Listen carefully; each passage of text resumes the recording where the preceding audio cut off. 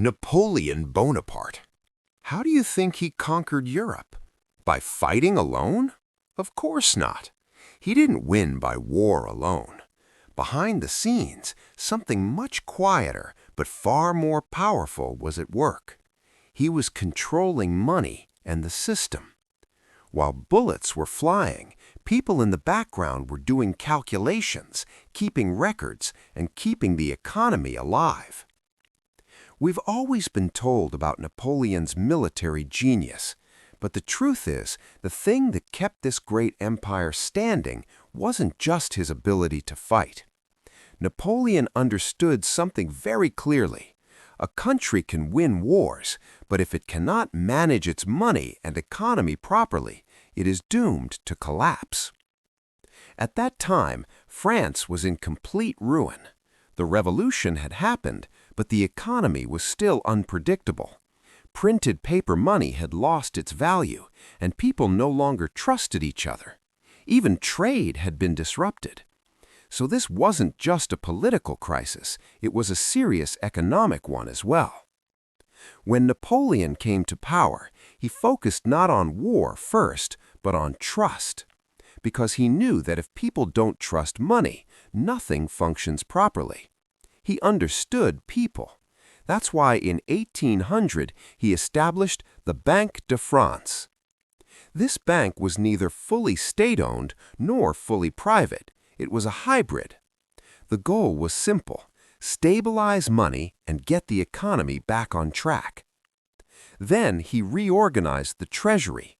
The state's income and expenditures were brought under control. Instead of random spending, a planned system was introduced. At the same time, he stabilized the currency. Money was now backed by real value. People could finally trade without constantly worrying, will this money still be worth the same tomorrow? He also reformed the tax system. In the past, taxes were collected by intermediaries, which led to major injustices. Napoleon abolished that. The state began collecting taxes directly. Everything was recorded: who owned how much land, who earned what. This made the system both more efficient and more fair. In 1807, he also established the Cour des Comptes. From that point on, how and where public money was spent was constantly monitored. This significantly increased public trust in the system.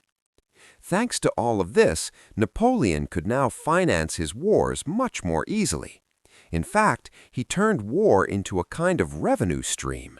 He demanded indemnities from defeated states and made occupied territories supply his army. War became something that could, in a way, sustain itself. For example, in 1803, he sold a vast territory to the United States through the Louisiana Purchase. Instead of trying to defend it, he chose immediate cash. This shows how practical he was in his decisions. But things didn't go on like this forever. Napoleon tried to weaken Britain through the continental system. On paper, it looked like a solid plan. In reality, it failed.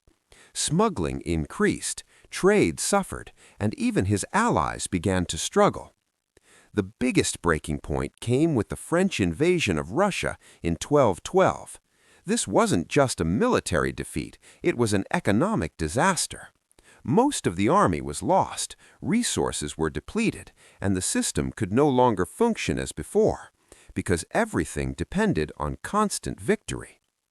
Still, something important remained.